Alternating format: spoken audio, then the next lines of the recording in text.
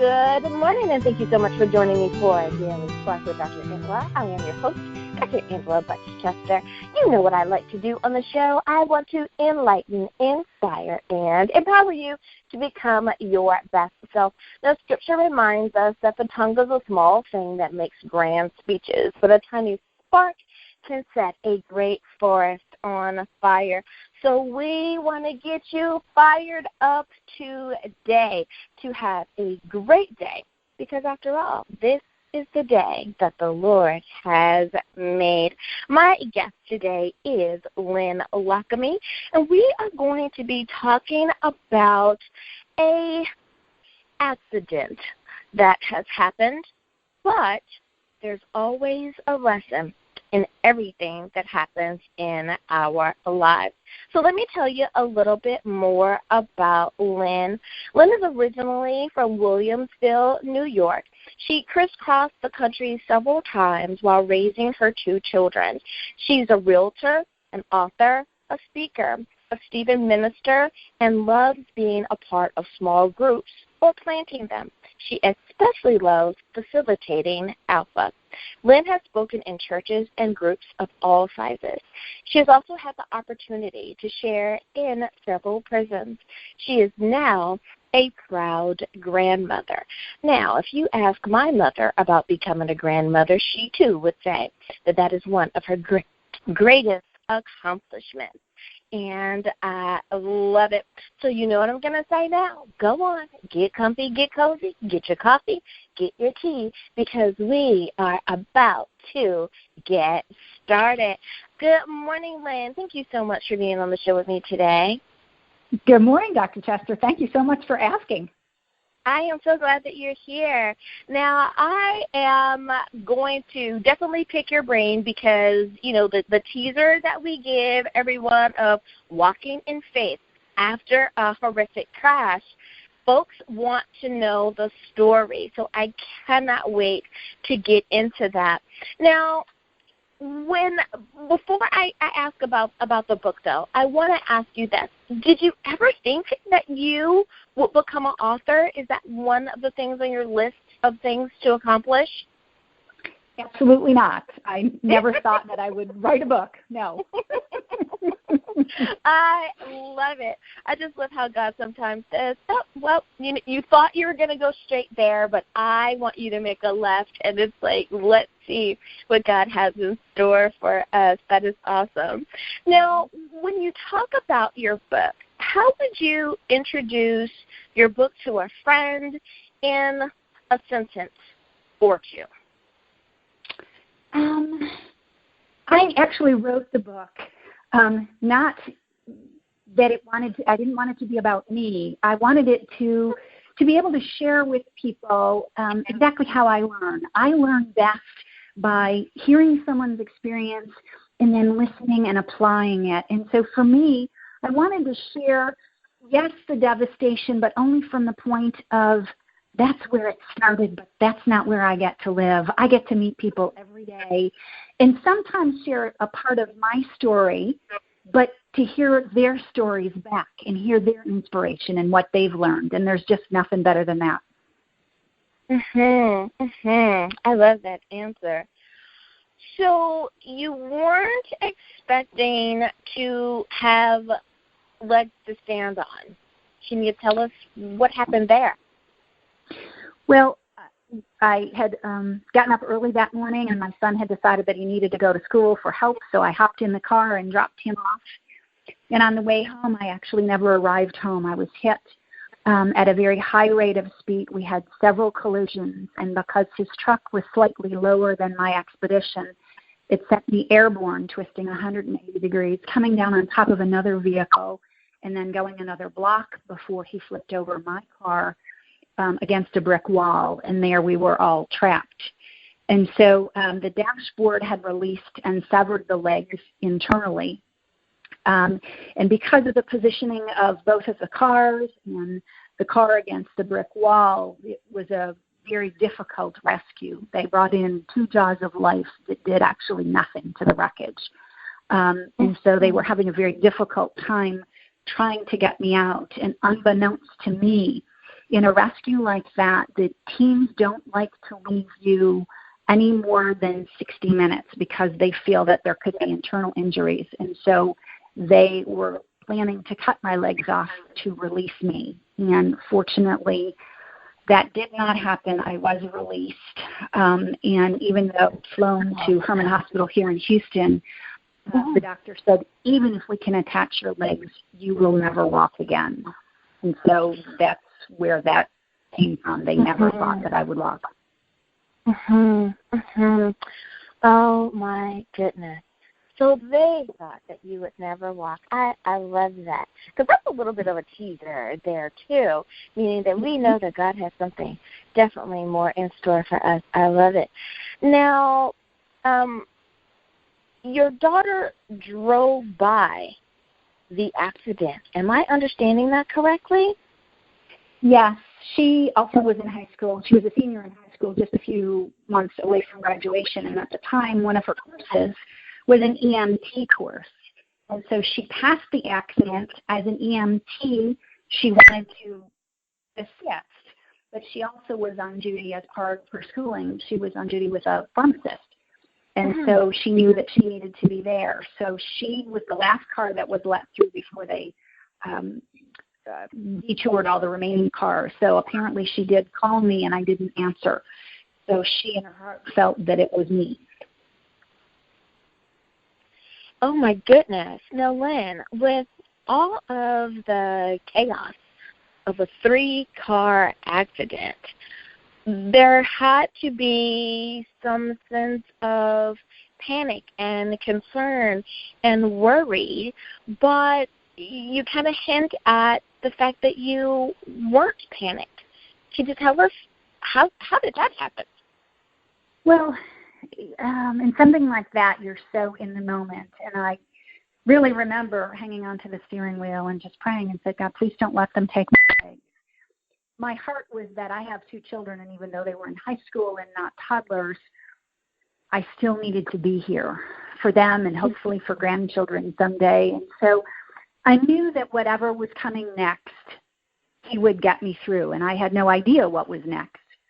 But I just had that peace that I needed to take it a day at a time and not go forward and hang in the worry and the anxiety of what could possibly happen. Now, you were on prayer chains while you were trapped. Now, many people are familiar with that, but for those who may be new to the faith or they've never heard that term before, can you explain what is a prayer chain, and how did you get that started? Well, what had happened as a realtor, I had a sign on my car with my name. And so one of the first rescue people, I'm not even sure who it was, put a call into my office. The gentleman that intercepted that call in my office actually goes to church with me. So he called the broker and got the family calls done, and he called into my church. And my church sent out a message to everyone stating that I had been in a critical car accident. They didn't know what was happening. And then people not only prayed, but they reached out to friends and family. And so when a girlfriend of mine shared this with me, by that evening, I was on prayer chains across the country.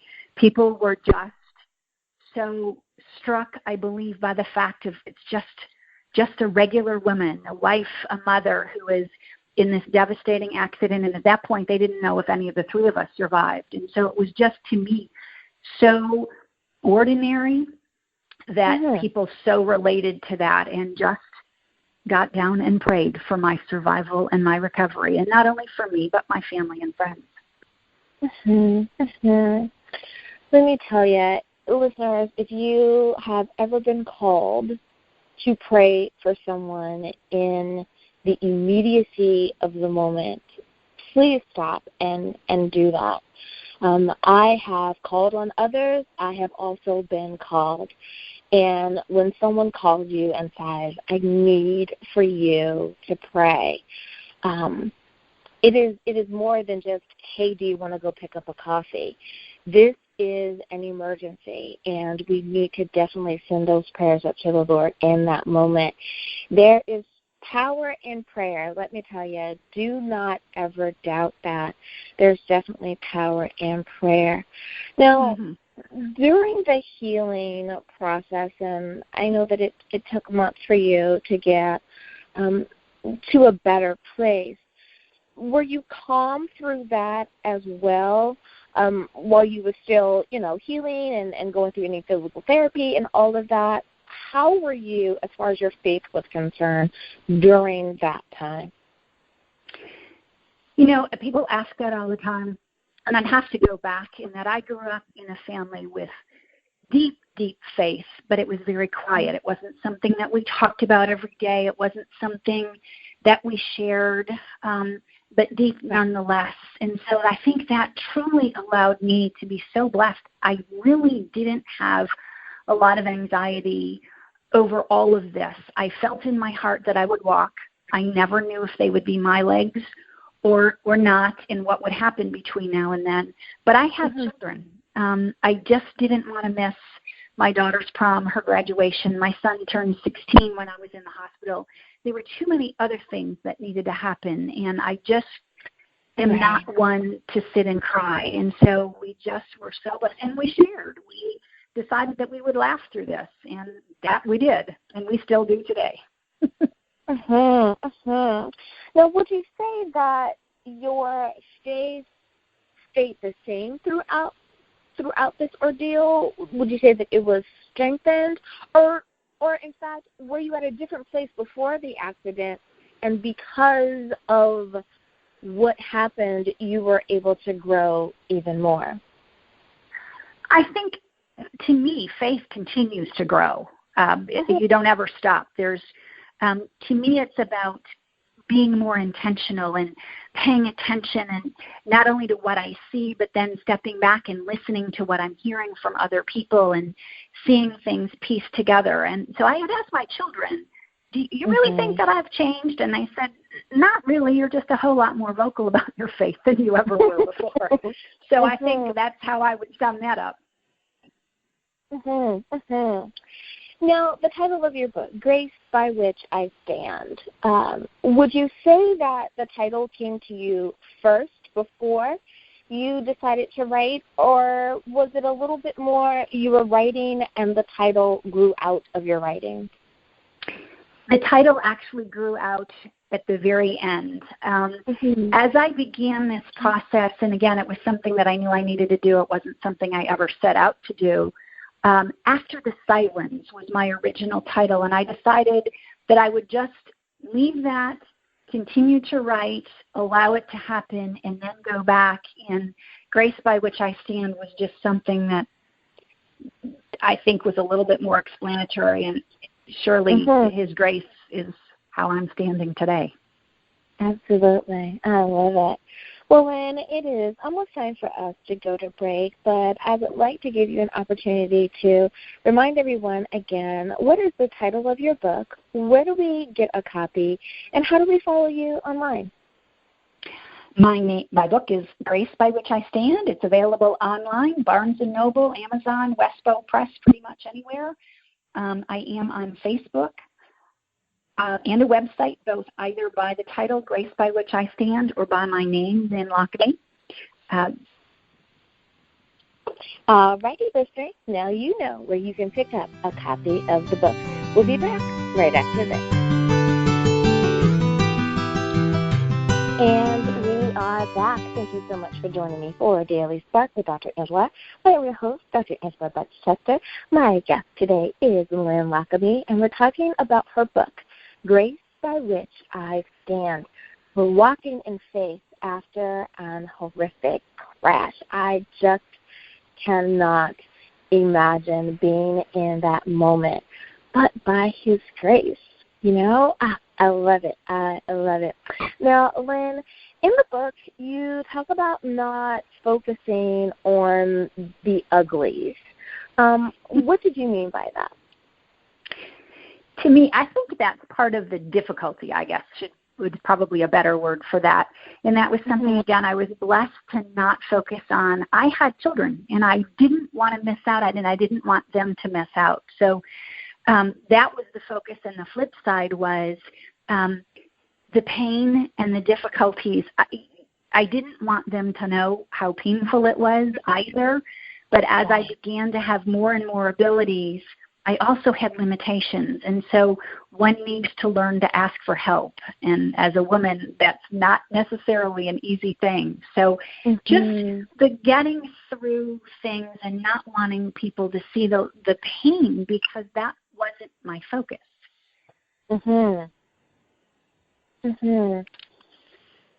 Now, I love that it's not about the pain. And so many times I think people do want you to know about their physical pain. And not that isn't important, but that isn't the focus. I like that.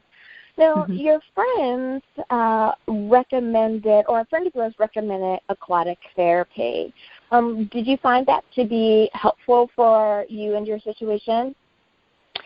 It was absolutely by far the best thing that happened outside of the surgeries, obviously. It was a woman who had approached me and said, hey, how long are you going to be like this? And at that point, it was early on. I was sitting in a wheelchair, my legs suspended, and really at that point not knowing at all if I would ever stand again. And in short, she just said, why are you not in aquatic therapy? And so I called my doctor, and he suggested that was great. And so it was an interesting process for sure. It's kind of like the news stories that you see when an animal falls in a ditch and they put him in a big harness and lift him out, and that's exactly what they do. It's you're harnessed and have all kinds of paraphernalia and lower you in the water. And then she said, kick your legs. And I thought, I don't even know how to do that, because I spent 24 hours a day. Even at night, you have a tendency to protect your legs. And so it was a real interesting process to learn to actually move my legs instead of protecting them. And so it connected my mind with my legs, and I think that was essential moving forward. And I've recommended that to many other people, and they continue to recommend it for that reason. My mother had knee surgery, and she also had aquatic therapy, and she's a senior, and she said it was wonderful, that it was so much better than what she thought, because regular physical therapy, if you will, was a little more painful, and I can imagine that. So she says, and being in the water, just especially if you're what I call a water baby, like you like the water anyway, that was just an added benefit. So I'm so glad she made that suggestion to you. So in the timeline, you were home for Easter. Now, why was it important? I'm guessing partly because you have children, but why was it important for you to be home by Easter? Well, in that particular year, Easter was in April. My daughter was graduating from high school, and I actually served as an acolyte master at church. And so both my children and I were on duty, and another dear friend of ours, and so it would likely be the last time that we would be serving at church together. And so that was something that I looked forward to. And the doctors, actually, the priest took my children aside and said, please understand, Mom will not be there for Easter. It's impossible for her to be home by then. I actually came home on Good Friday, and I actually was at church on Easter Sunday. And it was an incredible experience just to be able to be there. I know my children and husband went through a whole lot to actually get me there. But I was in the back, and a girlfriend of mine that I had not had a chance to see, she had called me during my hospital stay and said, I do not like hospitals. I'm so sorry. I'll see you when you get home. And apparently somewhere in there I spoke with her, so she knew that I'd be there on Easter. And she was not only there with me and protecting me, because people were so thrilled that I was there at church again, but they had forgotten that there were far more injuries than just the legs, and they'd go to give me a hug, and she was protective. But the remainder of that story is that about 9 months later, she came to me in kind of a little bit of an anxious state. She said, do you remember Easter?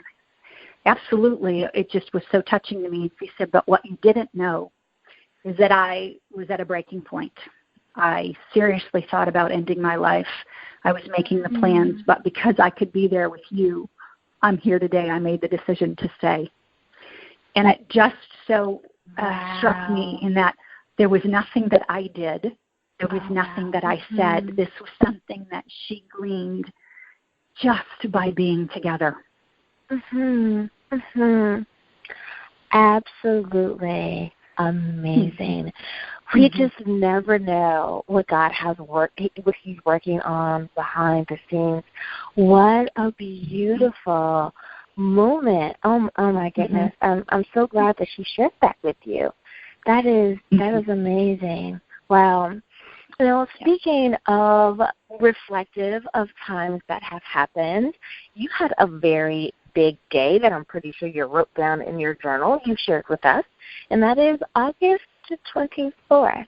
What's so special about August 24th? Well, August 24th, just several days before, my doctor had given me a walker, and he very sweetly said, I need you to try and walk. You've got 30 days. Let's see if you can do this. And so 4 days later, I was so frustrated with the walker. It was difficult, and again, I had additional injuries in the upper body, which made a walker very difficult when I tried to take the pressure off my legs. And so I set aside the walker and held on to the island in my kitchen and walked around once, and then I walked around twice, and I made quite a few phone calls and said, I'm walking, I know you're not believing. And so my neighbor came over and brought me outside. We were standing in the cul-de-sac, and my husband came screeching around the corner, and he came up, and I just said hello, and he said, no, wait, I want you to stand there. And he backed up his car to the end of the street so that I could walk to him. It was just precious moment. I can only imagine that moment. It's like the joy that we have when our baby walks for the first time. Not saying that you were a child in that moment, but just the excitement of look at how far you have come, and especially if the doctors were doubting your ability to do that. That is just amazing. I would have been looking on as the neighbor just in tears, just going, oh my gosh, she's walking. So that is so awesome. I love it. Now, in the book, Lin, you seemed desperate to get to the rescue teams to thank them. Like it was important, it was urgent that you get to them. Can you tell us, what were you feeling in that moment? Why did you want to communicate with them? Well, I think because the majority of the time in the beginning was so focused on healing, but getting my life back to normal with my children and focused on that, I actually felt badly that I hadn't talked to the rescuers. I wanted to show them what they did. I have a much better understanding about whether it's the firefighters or the EMTs or the police officers and even the passersby. Everybody played a role. People are called to do this. And so as I reached out to the firefighters, actually, it turns out that the gentleman who was the one who actually got my ankle they opened up the metal to free my ankle, which allowed them to take the car off my legs to get me out, is actually a real estate agent by day. And so I reached out to him several times. When I finally got a hold of him, his comment was, I knew that you'd get to me when you were ready. And I thought, how incredible that they are trained to know that even just a phone call by me didn't necessarily mean I was ready. And we had such a sweet time. We went out to lunch. And because he was focused on my ankle, I said, hey, do you want to see my ankle? And he stood up, and he just grew pale. And I said, wait a minute. So I sat him down, and I said, okay, let me give you a little bit of history of kind of who I am and where we were.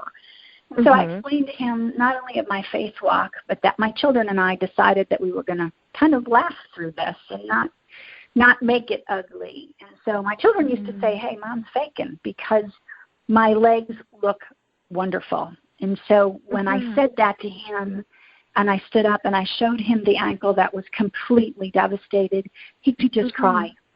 He was just so overcome by the miracle of that I still had it, that it looks so wonderful and it still functions. Yeah. And then I had the opportunity to speak with his wife, who's also a real estate agent, and she said that was the best thing that you could have done was to come back, because rescuers are in the same line as healthcare providers. He knew that I survived, but no other information could come to them. So he didn't know if I still had legs, if I could walk, if they amputated them. They had no idea. And so it's been so wonderful to be able to share and to show these people what they have done by answering their call. You know, you really said a mouthful there, because that is true. They see us at, you know, a devastated moment many times, and they just don't know the follow-up, and the hospitals can't tell them, you know, everything, just like, okay, thanks, we have it from there. Or they may, you know, how's that one person I brought in? And it's like, they're stable, and that's it. I mean, stable could mean anything when you've seen them in the before, but giving them the gift of the after, that is just so awesome. Yeah, I can imagine that would really put you in an emotional state as a first responder. Now, I know that one of the things that my mother was very concerned about is that she wanted to be able to wear her heels again. Now, I know that for, you know, any of the guys listening, it's like, who cares? You just want to walk. It's like, well, being a woman, you do want to know if you can wear, you know, your Sunday best shoes or your, you know, your cute little sandals again. So I have to ask you, are you able to wear your favorite pair of heels again? I am, and actually it's a little bit difficult for me to walk in flats, so I'm very often in stilettos, and so they've kind of become my trademark. I have them on my license plate, I have them on my keychain, I have them everywhere actually, because of some particular injuries with the toes.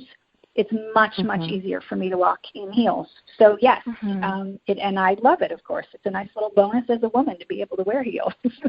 Absolutely. I love it. Now, you have walked in the Houston Half Marathon, and you talk about the accident as a spiritual and emotional reconstruction. Can you tell us a little bit about how you share that with others? Well, to me, there's reconstruction versus recreation, and to me, it's learning how to look at things. And so, to me, reconstruction just seems like a negative term, and especially in real estate, if you're reconstructing, it's timely, it's messy, it's expensive, it's always worse than you think. But recreation, to me, is new and exciting and bright and forward-moving and opportunities. And so,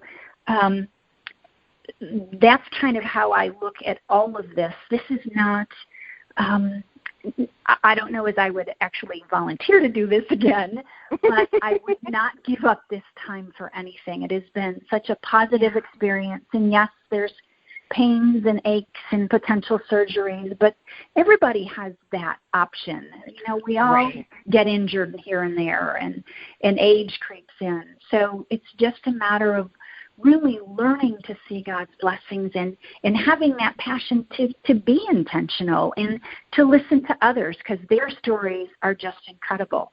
And so to me, it's just never ending, the recreation and the opportunities to learn and to see and to share. I love it. Well, Lin, I have to say thank you so much for sharing your story and not only the injury, but the overcoming, the victory of it all, and reminding everyone of God's grace in that moment. I love the title of your book. So if you would please, one last time for today, could you remind everyone what is the title of your book, where can we get a copy, and how do we follow you online? Yes. Thank you. Well, the book is Grace by Which I Stand, available online, Barnes & Noble, Amazon, Wespo Press, and I am on Facebook and webpage, both by the title Grace by Which I Stand and my name, Lin Lockamy. Thank you again, Lin, for being on the show today. Thank you so much for asking. And listeners, thank you as well for tuning in. And as always, may God's grace continue to fall upon you. May you receive his mercy in all that you do. Until next time, everyone, be blessed in the Lord. Bye-bye.